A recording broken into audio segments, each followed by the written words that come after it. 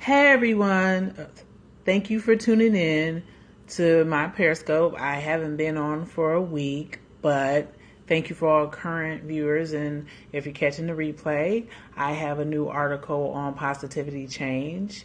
For this week in positivity change is delivering project success with 45 days remaining in the year. Well, as you know, November 15th has come and gone, and you have less than 45 days remaining in 2015 to accomplish something, but still you have a month and a half to do so. I focus this article on time management because there's certain things that you can do to remain positive while meeting deadlines. And one of the first things that you want to do is decide which schedule compression technique. Thank you for joining. Which schedule compression technique that you want to use. You can either use fast tracking or crashing, and fast tracking is where you do your sequential tasks that were once in order. You now do them in parallel. You have to make sure that they're overlapping, but the good thing about it is that it costs less money when you do it in parallel. However, because you're parallel processing and not doing it in sequential order, you are going to increase the risk of getting something wrong. But if you cannot save enough money for doing fast tracking, your other option is crashing. And crashing is when you take most of your important items and put them on a critical path. Well, the critical path is the timeline in project management where you have to meet the deadline for the project. There's no other way that the project has to exist on this line. So it's critical. That's why they call it the critical path. This is the longest time it takes to do a project is the critical path. So by putting everything on a critical path, you have to do it. It will get done, but obviously it costs more.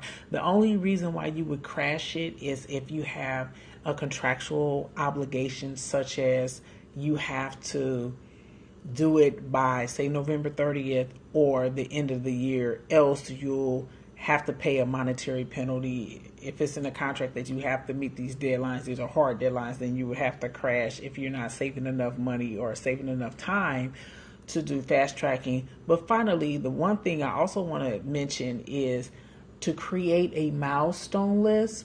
And a milestone is anything that has significant timeline or deadline for a task. So a milestone list is a list of all your milestones. You can do it at November 15th, November 30th, or December 1st, December 15th, and then December 31st. It'll keep you on track of where you want your project to go. So make sure that do not fear, do not fret, but reevaluate your time management, reevaluate your priorities, and reprioritize your projects of what you know you must get done. And you have around 43 more days to accomplish everything you need to accomplish in 2015. And you can accomplish that by doing two techniques. One is fast tracking. The second one is crashing. And then above all, regardless of whatever technique you want to do, create a milestone list to keep track of your project progress. So this is Carla Jenkins. The new article is on positivitychangewebsite.com, and check me out on Twitter at Carla R. Jenkins, also on Instagram at Carla R. Jenkins. You also have Positivity Change, which is on Facebook. We have a Facebook group where so you can check that out. We also have our Facebook group, so check that out too. And this week, make sure that everything is positive. Thank you for tuning in. Goodbye.